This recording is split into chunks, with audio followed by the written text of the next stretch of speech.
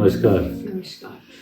दोस्तों, एक 5 साल का बच्चा रात को जब अपने बिस्तर पे सोने लगा तो उसकी मामा ने उसको सिखाया था कि सोने से पहले भगवान का धन्यवाद करना चाहिए। जो आपसे दिन भर में गलतियां हुई हैं उसके लिए माफ़ी मांगनी चाहिए और भगवान से प्रार्थना करने के बाद ही सोना चाहिए। जब ये बच्चा सोने से पहले ये प्रार्थना करने लगा तो उसके पापा कमरे के दरवाजे से ये सब सुन रहे थे। तो उसने भगवान को कहा, हे प्रभु, मेरे को आपने इतने अच्छे मामा पापा दिए, मैं आपका बहुत धन्यवादी हूँ। आज अपनी छोटी बहन को मैंने एक थप्पड़ मारा था, उसके लिए मुझे माफ़ी दे देना, लेकिन जब मैं बड़ा हूँ तो मैं अपने पापा की तरह एक नेक और अच्छा इंसान बनना चाहता हूँ, मुझे ऐसा बना देना। और ये सुनने के बाद उसके पापा उसके कमरे में आए और उसको सुलाया, उसको शुभ रात्रि कहा, उस पर रजाई डाली और वो अपनी नींद में सो गया। रोज रात को वो बच्चा ऐसे ही प्रार्थना करके सोता था। आज उसने प्रार्थना में कहा कि भगवान जी, आज मेरे पापा ने मुझे नया खिलौना लेके दिया, उसके लिए थैंक यू।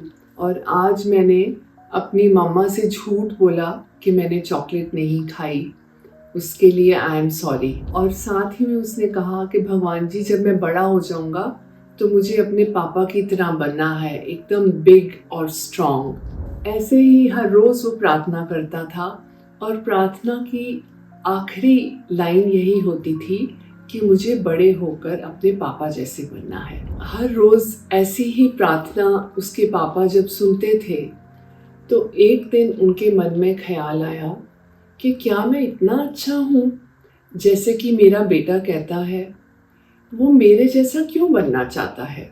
फिर उन्होंने जब सोचना शुरू किया तो उन्हें लगा कि मेरे में तो बहुत सारी गलतियाँ हैं। उन्होंने सोचा कि मैं बहुत शराब पीता हूँ और मैं कुछ कामचोर भी हूँ, नेचर से मैं लेज़ी भी हूँ, और क्योंकि मुझे खाने पीने की बहुत आदत है इसलिए मैं बहुत मोटा भी हो गया हूँ। तो उसको अपने अंदर बहुत सारी गलतियाँ दिखाई दी। ये विचार उसके मन में चलता रहा। अगले दिन जब उसके बेटे ने सोते समय कुछ ऐसी सी ही प्रार्थना की, जब वो बच्चा सो गया तो उसके पिता उसके बेड पे उसके पास बैठ गए, उसका हाथ पकड़ के, और प्रार्थना करने लगे कि हे प्रभु, मेरा बच्चा सोचता है कि मैं बहुत अच्छा हूँ, लेकिन मैं इतना अच्छा नहीं हूँ। आप मुझे ऐसा बना दो जैसा कि मेरा बेटा सोचता है कि मैं हूँ। मैं अपने बेटे से बहुत प्यार करता हूँ, इसलिए मैं चाहता हूँ कि जब वो बड़ा हो जाए और उसे समझ आए तो मुझ में कोई गलती ना दिखे।